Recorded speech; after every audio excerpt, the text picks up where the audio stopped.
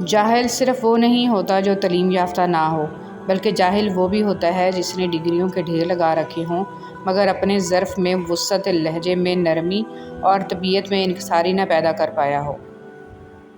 مخلص شخص کو ہمیشہ بیوقوف سمجھا جاتا ہے، حالانکہ ایسا نہیں ہوتا۔ وہ سب سمجھتا اور جانتا ہے، بس وہ اپنے صبر کی وجہ سے لوگوں کی گھٹیا حرکات کو نظر انداز کر دیتا ہے۔ مجھے قدرت کے ایک عمل سے بہت پیار ہے، مکافات عمل۔ سکون سا آ جاتا ہے یہ لفظ سن کر کہ جو جیسا کرے گا ویسا پائے گا۔ بابے لوگ کہا کرتے ہیں، جو لوگ ماضی کی یاد اور مستقبل کے اندیشے میں مبتلا رہتے ہیں وہ اپنے حال کو برباد کر دیتے ہیں۔ کچھ باتوں کے جواب میں مسکراہٹ ہی دی جا سکتی ہے، اب ہر کسی کو تھپڑ تو مارا نہیں جا سکتا۔ حضرت خواجہ معین الدین چشتی رحمۃ اللہ علیہ فرماتے ہیں، اللہ اور انسان کے درمیان ایک ہی حجاب ہے جس کا نام نفس ہے۔ حضرت علی رضی اللہ تعالیٰ عنہ فرماتے ہیں، احسان کرنے اور درگزر کے ذریعے گناہوں کو چھپانے سے عظمت اور بزرگی ملتی ہے۔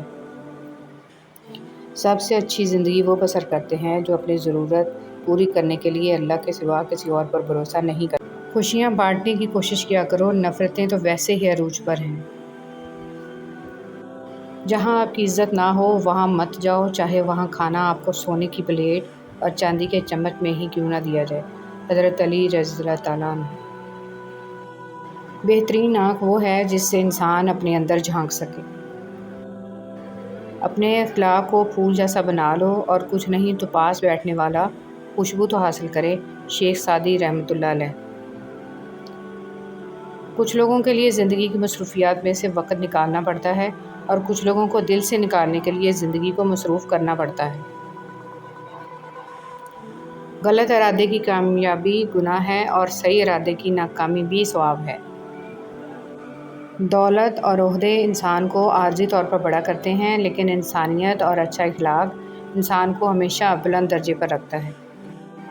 جانتے ہو انسان کسے کہتے ہیں؟ جس کے دل میں انسانیت، آنکھ میں احترام، الفاظ میں نرمی، اخلاق میں رحمدلی اور مقاصد میں اعلیٰ ظرفی ہو۔ گھر میں ساس مر جائے تو رشتوں میں کچھ باقی نہیں رہتا۔ فرمان رسول صلی اللہ علیہ وسلم، تو روزے کو لازم پکڑ کیونکہ اس کے برابر کوئی عمل نہیں۔ وہ لمحہ کتنا خوبصورت ہوگا کہ جب حضور صلی اللہ علیہ وسلم ہمارا نام پکاریں گے، ہم پوچھیں گے، حضور صلی اللہ علیہ وسلم آپ نام کیسے جانتے ہیں؟ تو آقا کریم مسکرا کر فرمائیں گے، تمہارا درود السلام تمہارا نام لے کر مجھ تک پہنچایا جاتا تھا۔ انسان کے کردار کی دو ہی منزلیں ہیں، یا دل میں اتر جانا یا دل سے اتر جانا۔ حسد سے بچو کیونکہ آسمانوں میں سب سے پہلے اسی گناہ سے اللہ تعالیٰ کی نافرمانی ہوئی۔ 3 باتیں ہمیشہ یاد رکھیں، چوٹ کھائے بغیر بہادری نہیں ملتی، غلطی کے بغیر تجربہ سبق نہیں ملتا، ناکامی کا مزہ چکھے بغیر کامیابی نہیں ملتی۔ جاہل صرف وہ نہیں ہوتا جو تعلیم یافتہ نہ ہو، بلکہ جاہل وہ بھی ہوتا ہے جس نے ڈگریوں کے ڈھیر لگا رکھے ہوں مگر اپنے ظرف میں وسعت لہجے میں نرمی اور طبیعت میں انکساری نہ پیدا کر پایا ہو۔ پرہیزگار شخص کی ایک نشانی یہ ہے کہ اس کے دل میں اللہ کا خوف اور آنکھ میں حیا ہوتی ہے۔ حضرت علی رضی اللہ تعالیٰ عنہ نے فرمایا، کھڑے کھڑے کنگھا کرنے سے پریشانی اور افلاس ہوتا ہے۔ حضرت عائشہ رضی اللہ تعالیٰ عنہ بیان کرتی ہیں کہ نبی کریم صلی اللہ علیہ وسلم اس قدر ٹھہر ٹھہر کر باتیں کرتے کہ اگر کوئی شخص آپ صلی اللہ علیہ وسلم کے الفاظ گن لینا چاہتا تو گن سکتا تھا۔ حضرت علی رضی اللہ تعالیٰ عنہ فرماتے ہیں، جس دنیا میں تمہیں ہمیشہ نہیں رہنا اس سے وہ چیزیں لے لو جو تمہارے لیے ہمیشہ باقی رہنے والی ہیں۔ وہ کھڑکی بند کر دیں جو آپ کو تکلیف دیتی ہے، چاہے اس پار کا منظر کتنا ہی حسین کیوں نہ ہو۔ زندگی کی ساری کمائیاں جب موت سے ضرب کھاتی ہیں تو صفر رہ جاتی ہیں۔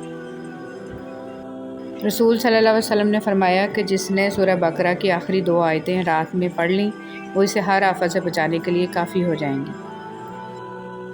حضرت علی رضی اللہ تعالیٰ عنہ نے فرمایا، دکھ میں کبھی پچھتاوے کے آنسو نہ بہاؤ کیونکہ تم وہ خوش نصیب ہو جسے اللہ نے آزمائش کے قابل سمجھا۔ حضرت علی رضی اللہ تعالیٰ عنہ نے فرمایا، رشتوں کو جوڑے رکھنے کے لیے کبھی اندھا، کبھی بہرا تو کبھی گونگا ہونا پڑتا ہے۔ مدد کرنا ایک بہت مہنگا تحفہ ہے، اس لیے سب سے اس کی توقع نہیں رکھنی چاہیے کیونکہ بہت کم لوگ دل کے امیر ہوتے ہیں۔ ایک طرف نفرت ہے جو چند لمحوں میں محسوس کر لی جاتی ہے، دوسری طرف محبت ہے جس کا یقین دلانا پڑتا ہے۔ تکلیف تب ہوتی ہے جب لوگ زندہ رہ جائیں اور رشتے مر جائیں۔